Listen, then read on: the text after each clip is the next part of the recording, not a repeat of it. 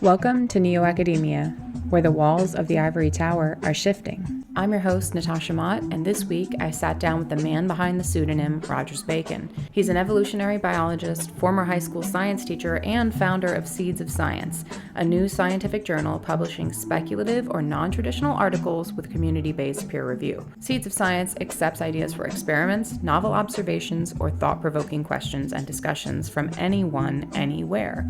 There's only one criterion for submission. Does the article contain original ideas that have the potential to advance science in any way? NeoAcademia is possible first and foremost because of you. I appreciate your support, and if you love what we're doing here, head over to theorygang.io/newsletter for behind-the-scenes footage and much more bonus content. Thank you for sharing your most valuable resource, your attention. And if you're interested in making better use of your attention, I got you. NeoAcademia is also possible through support from Readocracy. Readocracy is on a mission to save the internet by making how we inform ourselves matter. So they've created a first-of-its-kind technology that rewards people for consuming high-quality content. Readocracy makes the content you consume count, awarding points, badges, LinkedIn upgrades, and insights into your information diet. These insights are like a Fitbit for your mind. They can help you understand how your information diet is affecting how you think and feel. Readocracy has won awards and backing from Mozilla and BetaWorks, and is used by curious minds at Stripe, Cisco, Zoom, and over 30 other top companies and schools. NeoAcademia is proud to be sponsored by Readocracy and has a series of collections curated by me and each of our guests on readocracy.com. And for access to the NeoAcademia resource collections, head over to theorygang.io/newsletter for this episode's show notes. Now let's explore. This is going to be fun. I was thinking about this morning. I was thinking about how I meander a lot through conversations in this podcast, and that's what I love the most about it. And I think that's the beauty of Seeds of Science. You're just trying to figure it out, just like the rest of us, and you're doing something really creative and innovative that I haven't seen anybody else do. Is there anybody else that has an informal journal of science out there that you've seen? There's a few different things. I know there's something that's called the Journal of Very Brief Ideas. You get a DOI, but you can post it and it's more just people can comment on it. And I think there's a few different things happening in this space, but it's a startup journal, shoestring budget, started out the back of a garage, metaphorically. We just saw a niche in the kind of publishing landscape, and there's a constant drumbeat of people having issues with peer review, with the payment structure of journals, and just all the messed up incentives it creates. A lot of times academics obviously are not well positioned to do something like this. So it ends up just being a lot of kind of complaining and trying to massage the system and see if we can create some kind of new thing that like changes the incentives. But oftentimes that kind of systemic change can be super difficult. Why not just try to create our own journals, our own platforms that just by virtue of being startups have a greater degree of flexibility and just willing to try shit? Yeah, that's what I like to do. I like to try shit. So why don't we talk about where you popped up from like a mushroom with a pseudonym, Rogers Bacon. I found you through Scott Alexander, formerly Slate Star Codex. Yeah. So, just a little bit about me. I have a master's degree. I did research on salamander evolution and genetics, but really was interested in just big picture questions about genomic architecture. Why, when we look across the tree of life, do genomes have different sizes, different amounts of genes, things like that? Salamanders, for whatever reason, massive genomes. The human genome is around 3 billion bases. There are salamanders that have 120 billion bases, 40 times as much DNA as humans. And a lot of it's just what we call junk DNA. It's just transposons, just these sort of ancient viruses that get stuck in the DNA and they're hanging out. It's a super fascinating system to, ask a lot of evolutionary questions about just the kind of structure of genomic information. Got my master's degree, was sort of at a crossroads. I think as a lot of people, do I go for the PhD? Do I want to go and work in biotech? Felt like for me, I was a little burned out on some things. I didn't know if I wanted to go right into industry. Felt like Teaching was something I knew I loved and would give me space to still think about my life, think about ideas. You have a lot of free time as a teacher. And so I fell into high school teaching, jumped around the country a little bit, and feel incredibly lucky. I found a school where I felt like I was with other very serious teachers, thinking deeply about their fields, and we pushed each other. And I'm in my mid-20s here, and I feel like I left research science, but I'm still thinking a lot about the ways in which science education feeds into science research, how they're embedded in certain systems that constrain their thinking. I was thinking a lot about just sort of creativity in science as being someone who's molding the next generation of scientists, and just feeling like I still had a lot to give to biology and education. And all of a sudden I had much more time on my hands and a lot of time to reflect. And you referenced Scott Alexander. He was definitely a big inspiration of mine. He's a very well-known online writer now. He's probably been writing for 10 plus years, started out writing under a pseudonym.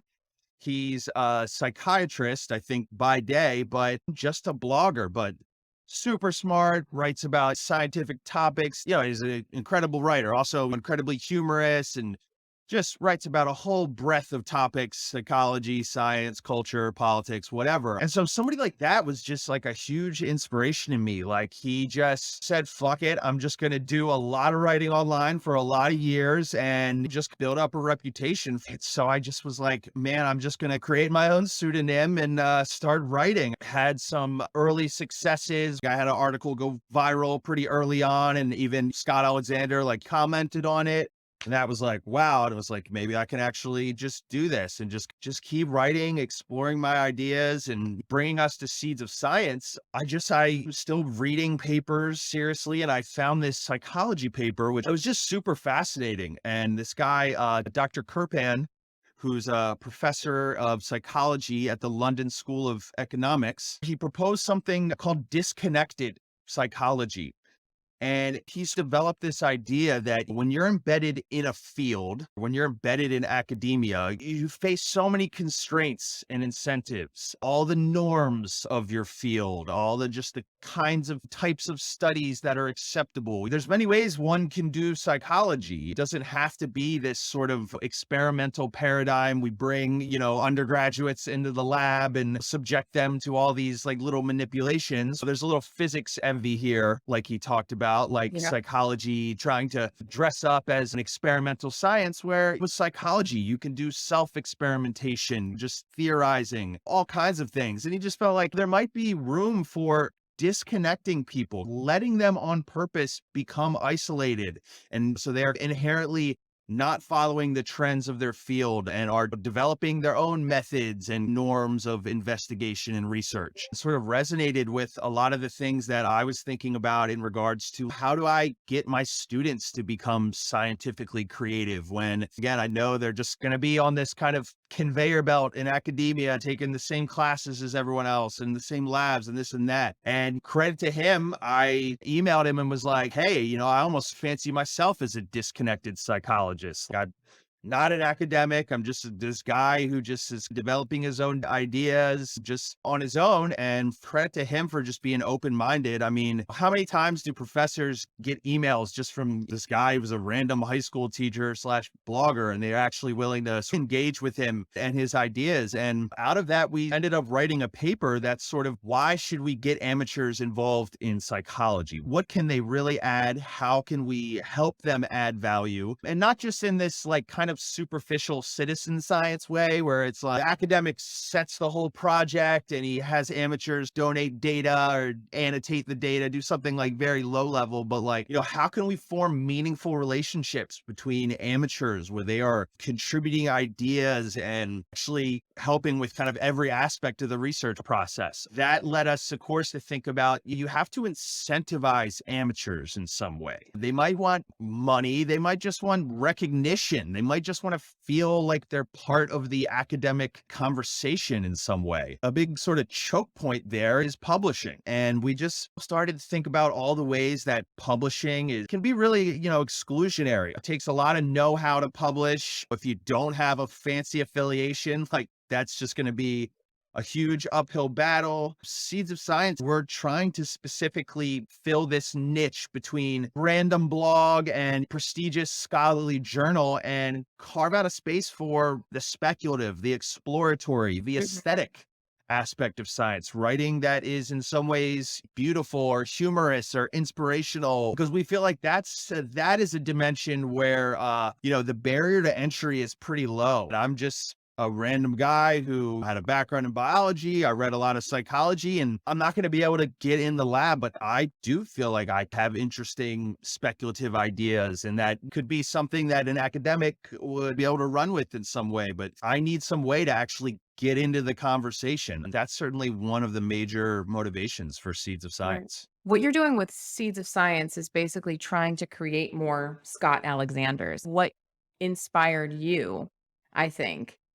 You want to see more people putting their conjecture out there. And I think you're right about the barrier to entry being low in terms of writing. Like anybody can write something. But the question is eyeballs. The eyeballs are the currency, and there's little to no incentive for people to start to develop a career in writing these things. What kind of incentive structure do you think will help to cultivate more people like you and like Scott Alexander? Yeah, it's a really good question and a tough one. On one hand, it's just people want other people to engage with their ideas. It's hard to really stick with developing something when you just feel like you're shouting into the void. One thing Seeds of Science does there is our peer review is, we call it like a community-based review. We really leaned into the kind of botanical theme. So we're Seeds of Science, and that's doubles as a name for our article where, you have something that's conjectural, not fully formed. You can think of our articles as being a kernel, a seed of something that could blossom into a true hypothesis, an entire kind of research program. And then we call our reviewers gardeners, tending the garden of ideas. When you submit an article, in contrast to a normal journal where you might have two anonymous reviewers, you're going out to our entire community of gardeners right now, 200 plus strong and growing, and you might get 30 people that are reading your article and giving you thoughtful comments. Our review is, maybe in contrast again to typical journals where there's more of a fault finding and gatekeeping focus. We certainly want people to be critical, but the idea here is also to help this author extend his ideas. And so our comments, you're not necessarily trying to keep them out of the journal. You're saying, oh, this article is great, but have you thought about X? Or maybe you can develop it in this direction. We actually publish all the comments along with the article, providing this kind of nice, kind of holistic view of the author's ideas. So that's one local thing that we're trying to do, is get eyeballs on your ideas and get more communal feedback. As far as the bigger question, like how can we create more Scott Alexanders, things like that? Some of it needs to be forging relationships with professionals, like enduring collaborations. I brought up Dr. Krpan, who's the co-founder of Seeds of Science. Just for me, like him responding to my emails, us writing a paper together, and now going on this venture, like that just gave me a lot of confidence that, okay, I'm not crazy. I can actually contribute valuable things to the kind of larger scientific conversation. Another example is this guy, Dr. Robin Hansen, who wrote a book with an amateur. Again, it's hard for an amateur, might have really cool ideas, but how is he going to pitch this to a publisher? The academic can leverage his prestige, his position to, give opportunities and find ways to reward the amateur. My concern is not rewarding the amateur. The amateur has actually got more to gain from this than the academic. The academic has absolutely no incentive to participate with amateurs whatsoever. Yeah, it's a really tough question. Sorry, what's that question? Where would be? I mean, I think some of it is it in the big kind of cultural sense. Like, I think the more and more we have people like Scott Alexander and other people like that, who just become, I think you termed the phrase Substack scholars. Once academics start to see that there are these people out here, that they have a platform, in many cases, they have a sort of popular appeal and like readership that they're just not going to have as academics. You would hope that slowly it starts to get into the water and academics might realize, man, maybe I could do something pretty unique. I don't know. I don't think so because from what I've seen, so I was just in an academic discussion group Yeah. yesterday, and anytime I enter the academic sphere as someone outside of it, even a former academic, the trust is so low. First of all, they don't think I have any credibility. They think I'm a debaser of the ideas. They find what I have to say as pure conjecture, and they have no respect for it. What I find is the academics a lot of times want to gatekeep the conservative nature of the academy because it suits them. So I don't have a lot of hope for academics changing inside. Like what you're saying is the inspiration of kind of what we're doing hopefully will make that system change. And undoubtedly it will, but I don't think it'll convince them that what we're doing is cool. I'm totally with you. And I think all these things I'm talking about are like very much on the margins. Screw them. We don't have to, again, like just creating our own platforms and structures and forming our own communities. Those things are so entrenched. There's so many forces keeping everything the way they are. I'm with you that start fresh, guerrilla warfare style here. The only concern I have is that they are an authority. This discussion group I was in yesterday was basically this gentleman who I don't know, his name's Brian Alexander. Have you ever heard of this guy? All these Alexanders. He has a podcast or some kind of platform where he brings academics on and wants to talk about what's happening inside of academia and he broadcasts it out to people. And he brought in two people who wrote a book on academic freedom, basically saying that within the institution, the concept of academic freedom is that you have tenure, you're protected, you can study the things you want to study without retribution. But a lot of these academics think that is equivalent to free speech. Like they can go on Twitter and say whatever they want. And these people were saying, like, oh, hell no, you can't. But overall, I felt like what they were trying to pull was this authority card to say, what happens in the academy is up here. And so we have to hold ourselves to this standard up here. If you want to go on Twitter as a regular person and say what you want to say, that's fine because that's down there. The hierarchy of information and what is credible knowledge still exists. People will probably read Seeds of Science, but then what happens with it beyond there? There is certainly room for hierarchy and expertise. There's definitely failure modes here. And I wouldn't say we're necessarily trying to fill that role or niche. I think that's okay. I think fundamentally, I'm a proponent of structural and epistemic diversity, just creating different avenues, different platforms. Part of me thinks that for all the complaining that people do about peer review and there are all these inequities in scientific publishing, I almost think of it like democracy. It's like, is a good democracy supposed to feel very contentious? There's Yeah.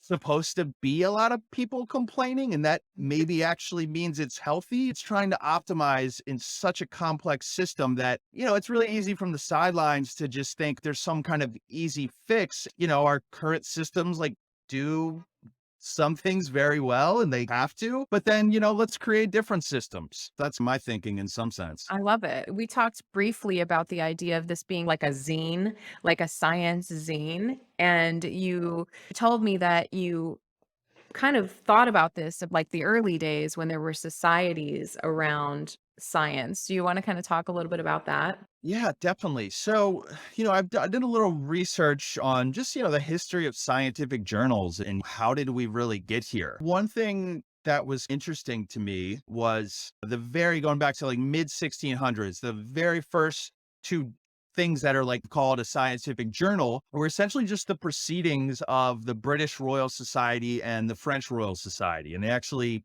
started about the same time. And funnily enough, the British Royal Society proceedings. It actually started because of a plague, because of a pandemic in London. Like they would have these meetings and scientists would come from all over England and just a bunch of rich dudes who are interested in science, basically. But because of the plague, people couldn't really travel. So they just had a local London meeting.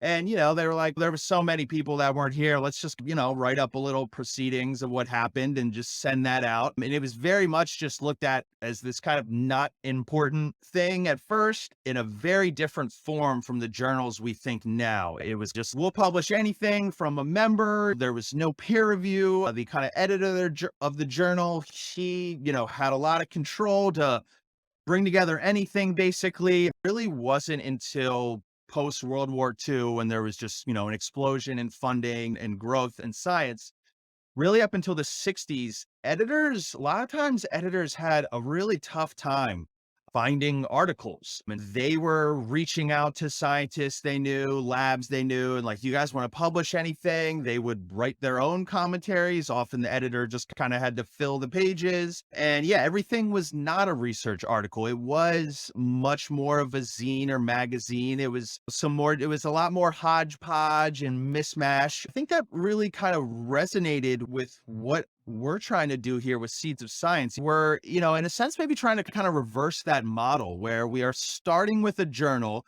It's very open-ended, just sourcing interesting scientific writing from anyone across the internet, making this something that people are reading more like a magazine and less like they would a specialist scientific journal. From there, through this publishing platform, bringing more and more people into the fold as gardeners and bootstrapping our way into a kind of scientific society where, just these random kind of independent thinkers, like we've talked about, they can contribute to peer review, and interact with each other and just seeing what can bubble up from there.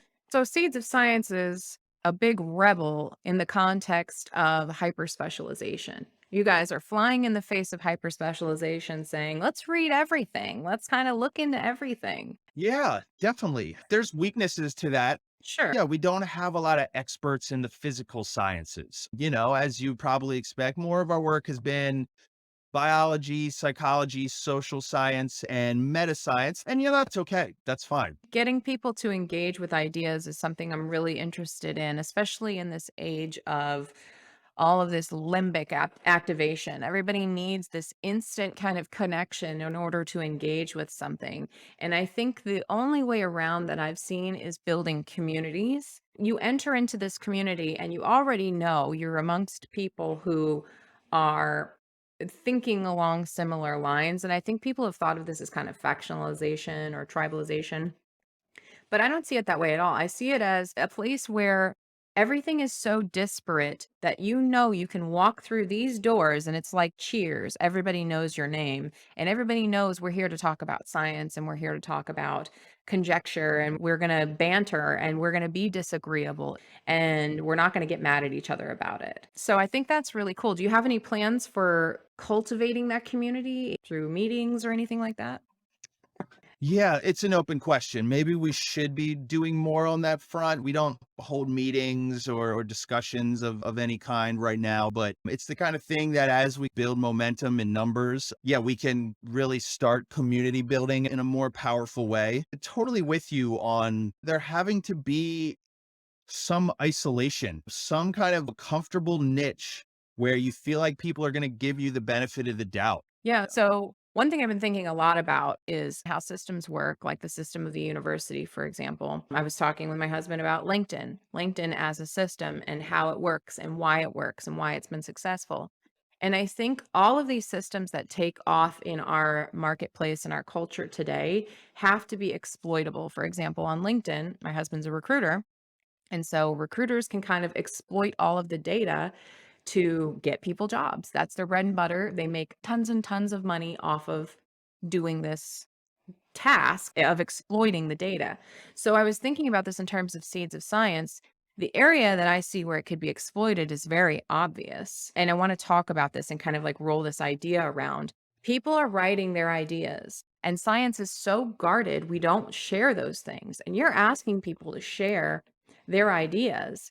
they can be exploited. Like somebody can come in, read Seeds of Science, take an idea. This is like shooting fish in a barrel for anybody who is shitty at ideas but good at doing science. Yeah, you can easily imagine how, if you're a grad student, say, and you've been just developing this idea and you think it could be something eventually that, maybe when you get your own lab that you pursue, or then, a nice side project you could develop, if you see Seeds of Science and you're like, oh, this is a cool platform where I could actually get a publication, I could have some people engage with my ideas. Well, in the back of his head is like, but what if somebody scoops me? What if somebody steals this idea? Maybe I should just sit on it. That's certainly a challenge. Getting people to share their best ideas with us. I think some people are just going to be charitable and that's just the way they think. Hopefully we can actually provide some value to those people. Some people are just, had been scooped and they're just going to be much more guarded with their ideas. That's maybe just the reality. I think the hope is in the long term that if we really build a big enough platform where publishing on Seeds of Science, I know I'm going to get thousands of people seeing my ideas and engaging with them. We have a sort of kind of cultural capital for doing something unique where it actually becomes cool or whatever in some sense to do it. Then you might start seeing people come out of the woodworks and sharing some of their ideas. It's an uphill battle for sure. Yeah, I think it is an uphill battle, but the good news is that any system that can be exploited is probably going to take off. So, if that is exploitable, then people are going to use it. And that's a good thing in general. And I think a lot of people in science are worried about their ideas, putting their ideas out there.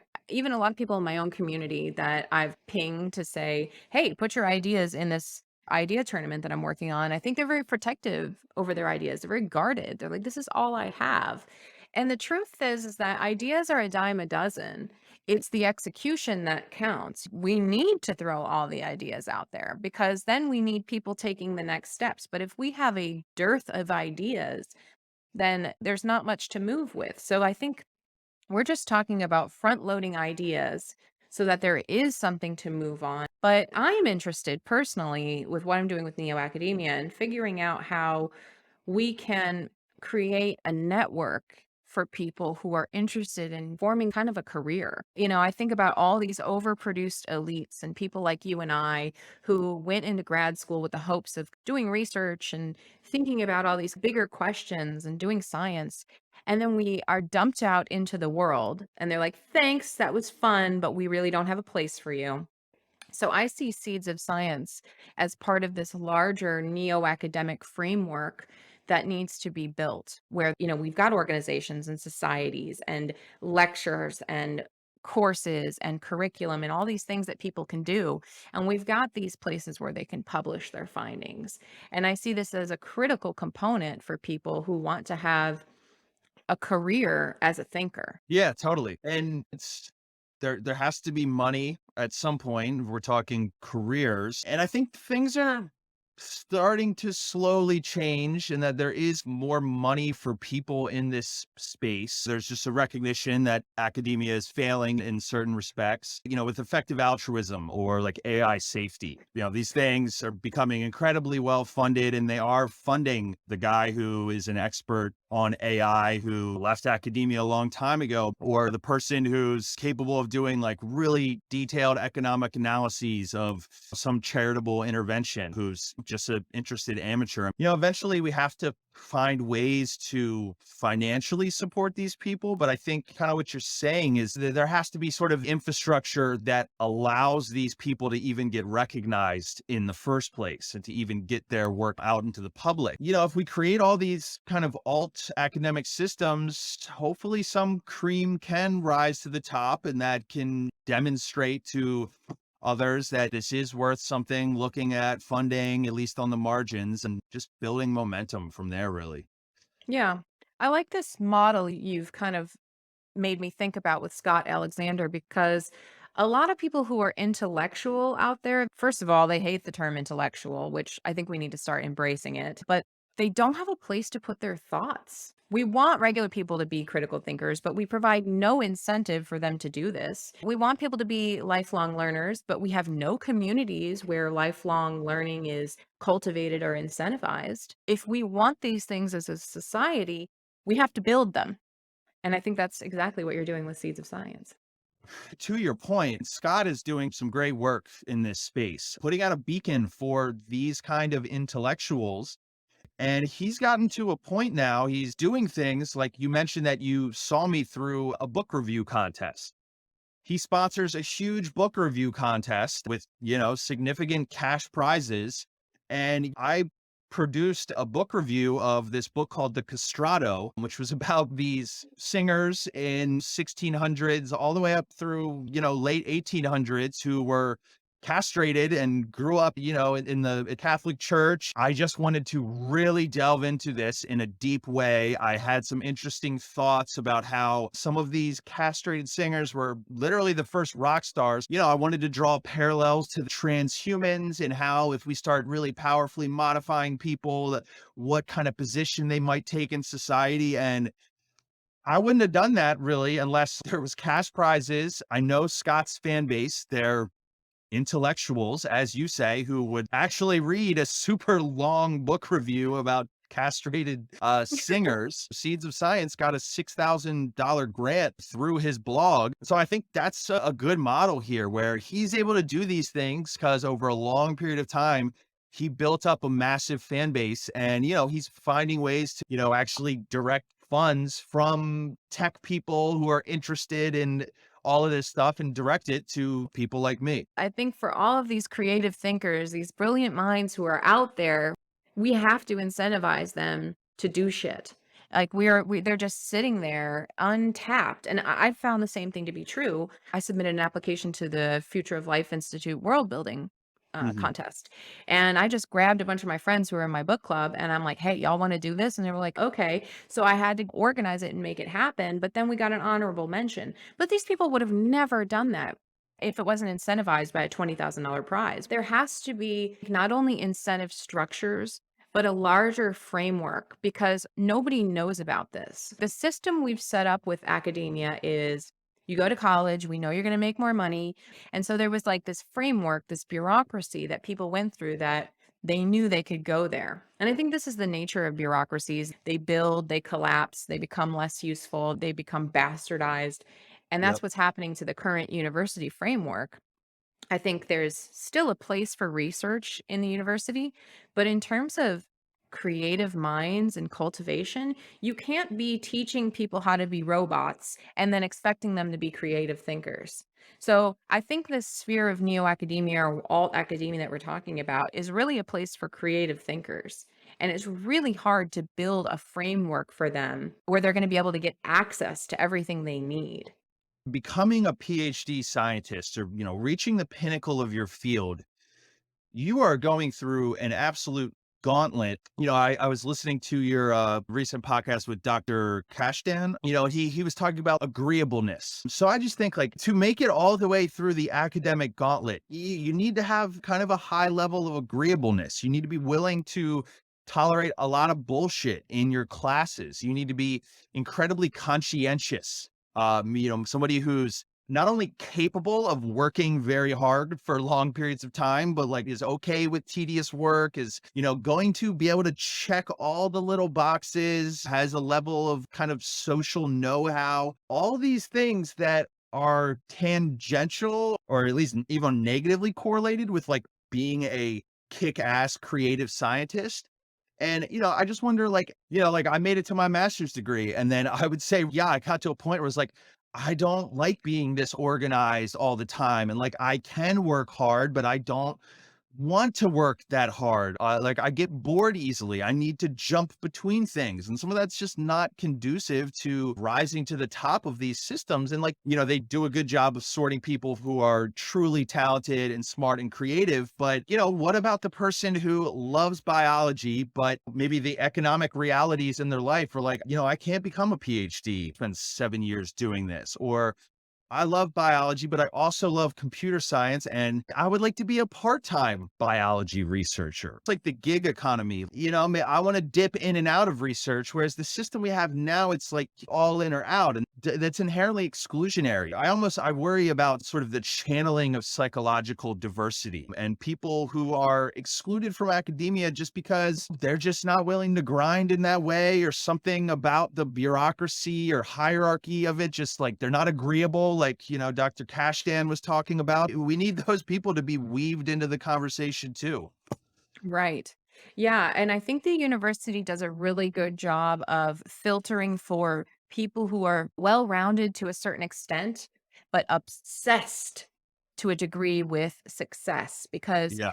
in order for me to be successful in my track, what I was doing, I was a very successful grad student. I had a wonderful PI who helped me. She wanted me to be successful. So I published all the time, but I was doing animal experiments all the time. I was helping other people with their experiments all the time. So I was very prolific in grad school. And then when it came time to go to postdoc, I knew I had to go to a pedigreed postdoc. Otherwise, I had no hope of going on and getting a tenure track position. So I went and applied to this amazing lab at UNC Chapel Hill. I had this huge imposter syndrome, but I couldn't go anyways because my husband's career was starting to take off and he was like, "Babe, this is going to like ruin our marriage." And so I had to put that aside. And I took a postdoc that I was not excited about. And I knew it was curtains for me at that point. Mhm. So I quit 6 months in the postdoc, gave up my whole dream of having my own research lab, R1 institution. I gave up everything because I sacrificed it for my family. There was a lot more to it with this guy that I was working for. His expectations were out of control. But I ultimately sacrificed it for my family, and so, basically, we're selecting for people who don't give a fuck about anything else. I hate to say this about academics, but I've met a lot of them. A lot of them are fucking assholes, and Yeah. so we are selecting for people who are insanely driven in this new crop of PhDs. The old crop of PhDs, people who got academic positions maybe in, like, before the 2000s, 90s maybe. Even the competition then wasn't as fierce. The institutions stopped growing in the Mm. 70s, but the competition is cutthroat now. So, what we're selecting for in our institutions of higher learning, the authority on knowledge, is a bunch of cutthroat people who are willing to do anything to get their spot in the sun. That is not only not conducive for creativity, but it's actually probably detrimental on whole to human progress. So I like what you're doing in saying that we could have people who have just a creative idea that want to put it out there. We should be incentivizing that. We need to start moving towards a more holistic framework, anyways, for everybody, because a lot of jobs are going away. The entire work economy is changing. So why couldn't we have a part-time biologist? 100%. And I mean, disciplines will differ. Like, molecular biology might be a little bit harder to dip in and dip out than psychology. Even pretty obvious things like the whole publish or perish system. It incentivizes short-term concrete goals, right? Things where okay, I know I can do this for the next year or two and it's going to pay off. Whereas an amateur, not in that whole system, they don't have these same time horizons. Being an academic, you are going to be living a certain way, like you said. You are not going to be somebody who develops a huge amount of expertise in something else. You're not going to be a professional athlete. You're not going to be like a survivalist type of person, any number of things. And whereas somebody who is, a kind of part-time psychologist, but a full-time like Olympic athlete, it's one thing to be a sports psychologist. It's one thing to be the athlete and then be like, no, I actually have insights from my lived experience that give me like valid psychological ideas, or I have access to some, weird subgroup or some kind of niche culture that somebody who is an academic is just not going to have access to. Right. This kind of goes back to the whole weird problem in psychology. Getting that grant and doing this 1,000 subject psychology study, and it's big and prestigious, and I have to hire people to run this huge complicated study. That's great. That's really sexy. But there's certain forms of science that people are moving away from, because they could be denigrated as like stamp collecting or basic observational research. Whereas the amateur, they might feel like, I'm actually observing this really interesting thing and I'm going to observe it for a really long time. And that's just not going to be something that a grad student's going to Mhm. do. Or even in the article, we talked about aimlessness. And an amateur is going to have space for, I have this vague intuition that there's something interesting if I pursue this direction. And I don't have to justify it to my PI. I don't have to worry about publishing. And so I can just take my time with it and wait for it to develop over time. And, some people's cognitive style is just going to be more amenable to that way of thinking versus the plan and execute, which kind of has to be the paradigm in academia. So, Right. I wanna know your goals for, like, the next 5 years, and then I wanna kind of play with how, we can help you get there. yeah, We as in the community of people who like to think, the society of right. random thinkers. I think this kind of goes back to, what I'm just saying. Like it's a little aimless at this part, and I'm okay with that. I like I said, my cognitive style is not the plan and execute. I like to go with the flow and have the aimlessness about it. So I mean, I think the most immediate goal obviously is we want more gardeners, more people reviewing our articles, giving better feedback for authors, which incentivizes more authors. They see, wow, like right now I said we have 200 gardeners. I wonder, what happens when we have 500, 1,000, 2,000, 5,000. And, that's a really powerful feedback mechanism. And also I wonder when you have that many people on board that, like I said, are united around some kind of value around a particular flavor or style of science that's a little more aesthetic, speculative, exploratory. Yeah, if we get those people together, what can evolve? What kind of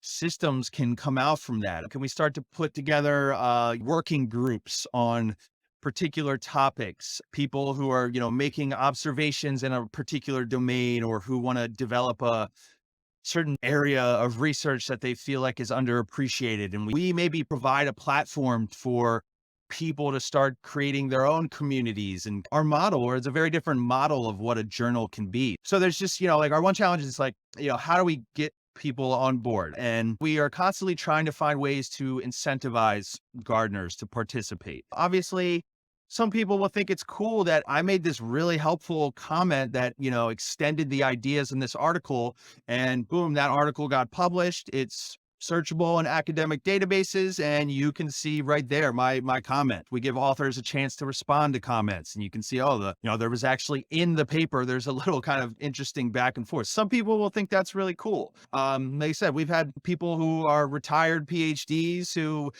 feel like, yeah, I still have expertise to share. And I'm just hanging out. I'd love to just give comments on these papers. We also have a thing now where, say that over the course of a year, you've made 7 like substantial comments on our papers. We actually give you a biography page on the website. We put all your comments together in a document and give it a DOI, publish it like a paper. So this is a paper trail of all your valuable intellectual work that you're contributing to the peer review process. For an undergrad who want to shows like I'm contributing to a scientific journal, like I have a passion for this, like you can see my comments and just, even if you don't know specifically what I'm talking about, see kind of the structure of my writing and thinking. And maybe again, just like producing a paper trail where if you are the amateur that wants to reach out to an academic or whatever, it's, that's something on the margins we're trying to do. We are also about to just change the structure of our journal and allow gardeners to become editors, to propose an article of someone else's or their own. And, so if you see this like incredible article online and you're like, man, people need to appreciate this. And like, it's a little rough around the edges, but like, this is something that Seeds of Science would publish. But we're also trying to democratize the editorial process. And you come on board, you work with the author to clean it up, you help him work with the revisions, and you'll get a credit as an editor. And we're actually gonna now start paying authors and editors, people who do this. For some people, it will not be a lot. It's a token fee. I can say it's $25. We want to pay authors and editors, but we can also donate it to charity. And so we want to even if it's something small right now, we want to get these systems in place to start like really incentivizing people. And, some people, this might just be small peanuts, but I feel like for some people, at least will be meaningful. I think it's great. I think these little incentives, at least we're getting started, right? And personally, I am cobbling together a career or like being able to make a living out of little things like this right now. And I'm trying to figure out a model so that other people can do it too. Actually, on the subject of paying your reviewers or your editors, there's an article I have to review today. Actually, I think the deadline is today about paying reviewers. And I think this is a really interesting thing that I'd love to get into. Maybe you could speak to what you think about peer review and paying people to review articles, things like that. Yeah, we're not paying reviewers at this point. If you're a gardener, it's a mailing list essentially. You get sent articles and ignore them for any reason. You're busy, not interested, whatever. But we're hoping you just pop in. You see an article and you're like, oh, this is something I have expertise on. And yeah, screw it. I can take a little time to write out a comment. Somebody submitted an article to the journal arguing that we should, in fact, not pay reviewers. Some people feel like it's crazy that we don't pay peer reviewers. I think there's good arguments on both sides. I think there are some things that you don't want to monetize that you want to keep sacred. I think the scientific publishing is just a big tangled mess trying to optimize for so many things. And there are some inequities and some bad incentives that happen when you don't pay reviewers. But, it's a trade-off. And I think if you pay reviewers, that could create some really weird, incentives and situations. So let's do both. Let 1,000 flowers bloom and, let's get some actually like lived data here. So it's a hard one. I mean, yeah, I think payment has a role. I don't think it can be the only thing you can rely on. Like I said, we're kind of on a shoestring budget. We want to pay people to do the sort of editing and we want to pay authors. You're not going to make a living on submitting articles to Seeds of Science. It'd be the pocket change for some people, but in essence, it's almost more just the token. It's just the message behind the fact that like we actually want to compensate you because we're trying to like truly recognize like the valuable work you're doing. I Yeah. think that counts. I think that matters. As more and more of these things are put into place, we'll start to see the value and the benefit emerge. So I'll be curious and interested to see how you map the effects of what you're doing. I hope to see some kind of breakout stars from Seeds of Science. So I'll be watching for that. Getting and I think you brought up this in another conversation, trying to find these people who want to be gardeners, who will write articles for Seeds of Science. It's hard. It's like an intellectual dark matter. Hmm. People are out there, they're a teacher, a guy who works in industry, a person who has no formal scientific training, but, is very well read in something because of, some personal interest. How we can find these people, that's a challenge where we're still, any idea is welcome. Yeah. We want people to be gardeners and build that community. And we have this hope that it'll organically evolve and that we can just start doing new things as we scale that kind of just continue to build the momentum. But then, yeah, like anyone listening, if you read some random science blogger and you're like, man, this guy is freaking smart or nobody knows about this person, you send them our way. These are people we want to know about. We want to publish their work or just whatever we can do to just prop them up and really help what they're trying to do. And this is a little bit what we're trying to do with the sort of democratizing the editing. We want our community to be like, guys, we know there's a lot of smart people that are doing a lot of reading. Who do we not know about that we should know about? We want to crowdsource this and just find the intellectual talent that's out there on the outskirts. Yeah, no, I love that. And I think people will flock to it if it's there, if it works, if there's incentive, and if they're getting something out of it. So I'm excited to contribute and to do what I can to help support you. Yeah. Thank you for coming on. And I'm just so geeked about it. I love this. I feel like the zine I'm here for it. Yeah. So if there's anything we can do to support you, please let us know. Will do. And right back at you, Natasha. I'm super geeked about NeoAcademia and just having mouthpieces, having people like you in this space who are like you found me by being on the intellectual outskirts and just being somebody who's really thinking deeply about this and paying attention. You're doing the Lord's work. Amen. Awesome. Yeah, I got to go review this article now. Just by listening to this podcast, you're doing the groundwork needed to sow seeds of science. So thank you for that.